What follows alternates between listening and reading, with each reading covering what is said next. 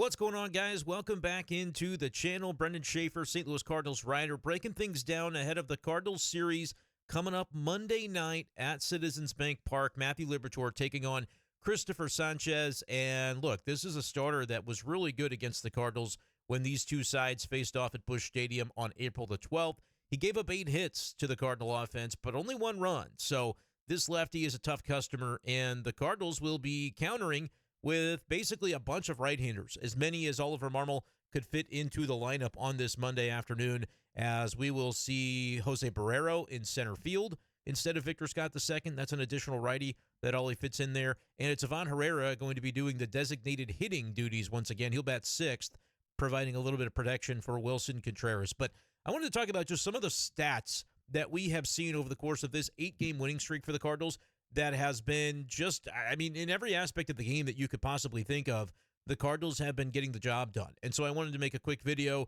talking about those things this afternoon before the Cardinals get set with Matthew Liberatore taking on Christopher Sanchez for Philadelphia. But real quick, I also want to invite you guys to download the Underdog app. That's right, Underdog is a great place to be checking out fantasy sports games, draft contests, all sorts of things that you can be doing during not only baseball season, but the NBA playoffs, the NHL playoffs. And if you sign up and deposit using our promo code, which is b-schaeff right there on your screen, b-s-c-h-a-e-f-f, you can receive up to $1,000 in bonus credits, plus a free pick. That's right, up to $1,000 in bonus credits for new customers when you sign up with promo code b-schaeff on Underdog. Just consider that as you are watching the sports this summer. Baseball going to be going on all summer long, but it really is a fun time right now with some of the promos they offer for NBA. So check out Underdog, the promo code once again right there on your screen if you are interested. We'll put the link in the video description below to make it real easy for you to sign up and check that out. Let's go ahead and talk about some of these key stats, though, for the Cardinals over the course of this 8-game winning streak. I was doing some research on this topic for an article that I wrote for Sports Hub STL. You can check that out at sportshubstl.com right now, as the Cardinals over this 8-game winning streak. And really, if you isolate it back to the last 5 games, which is one trip through the rotation has been dynamite. It started with Tuesday against the Pirates for Matthew Liberatore, and I know he's not the number 1 in the rotation. Really, I think he started the season as the 5th starter in the order of operations, but he basically has been pitching like a number 1. And if you take his start from last Tuesday up until Miles Mikolas yesterday afternoon in Washington, D.C., that's Sunday against the Nationals, the Cardinal rotation, one turn through 35 2/3 innings, allowing 4 earned runs for a 1.01 ERA over that one trip through the rotation. Just absolutely bonkers numbers the Cardinals are getting because it's everybody right now. And I know Miles Mikolas probably wanted to go a little bit deeper than just 5 1/3 that he threw yesterday before Ollie Marmol went to Steven Matz, which, by the way, was the right move in that moment with James Wood coming up, and it was Nathaniel Lowe coming up after that. He had already homered off of Mikolas in the game. It just made sense to go to your bullpen for what ended up being the most, honestly, the highest leverage point of the game that would happen because the Cardinals' offense then gave you the insurance you needed so that there wasn't a lot of leverage to the whole endeavor in the rest of the game. But you think about Miles Mikolas, the 5 1/3 and 1 run allowed was the lesser of the 5 performances, the least of the 5, and that's just nails.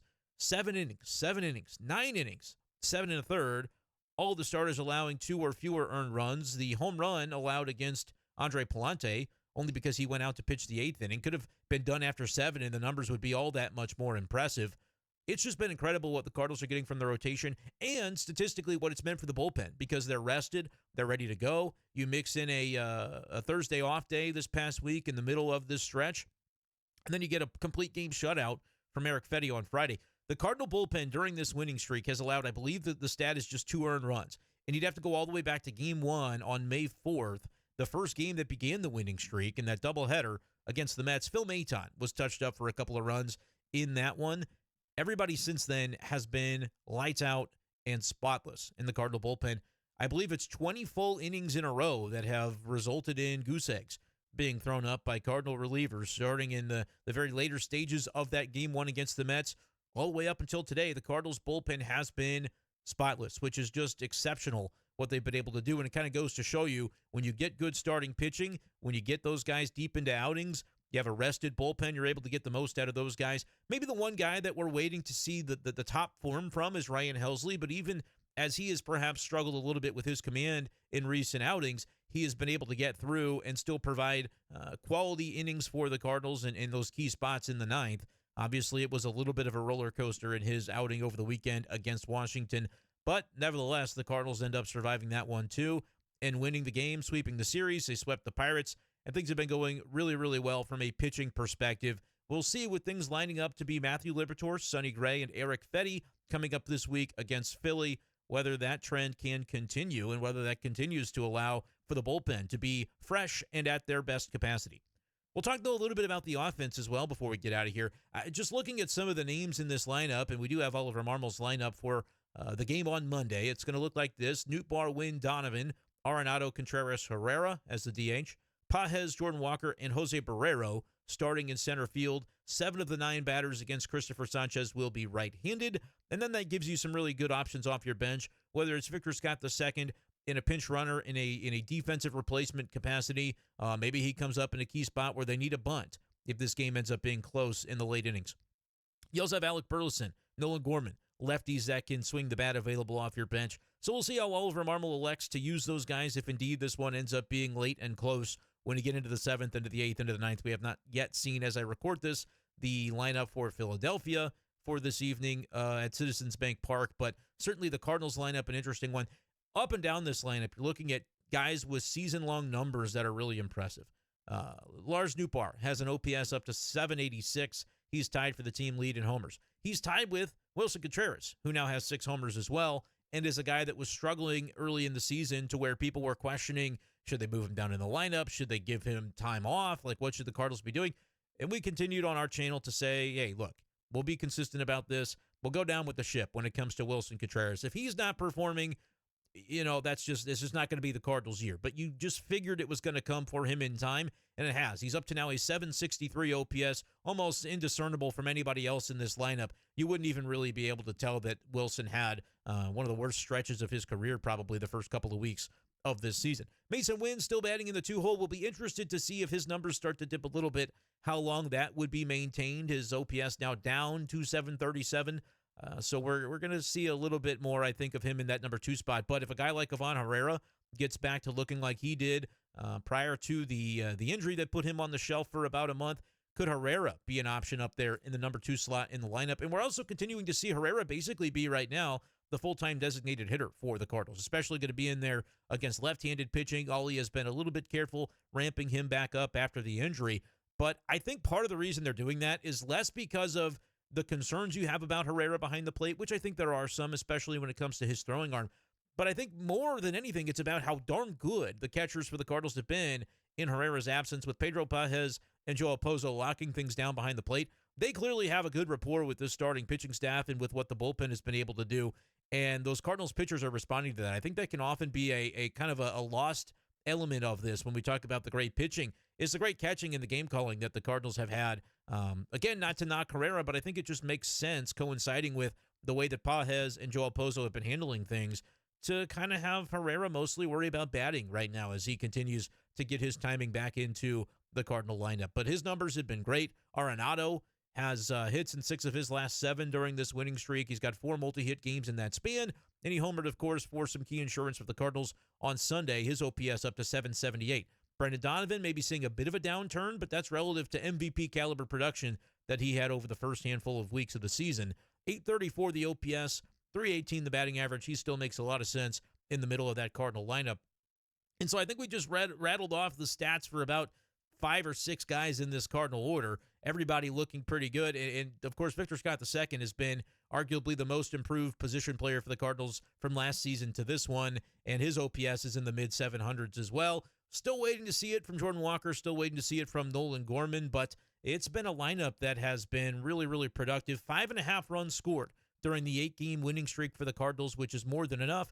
But more than just the raw averages, I think it's important to note the consistency, right? You're not just scoring 14 runs one day to make up for the couple of games that you get shut out or you only score 1 or 2. During the 8-game winning streak, another stat to throw at you, the Cardinals have had only 1 game with fewer than 4 runs scored and only 2 with fewer than 5. So that's 6 out of 8 where they've scored 5 or more runs. That is the key number to me. And if you don't get to 5, you darn well better get to 4 and see if you can win potentially one of those pitching duel type of games. But for 7 of these 8 games to be the Cardinals scoring 4 or more runs, and the only game they didn't was the Paul Skeens game where, yeah, he's pretty good against everybody, and you still found a way to win it.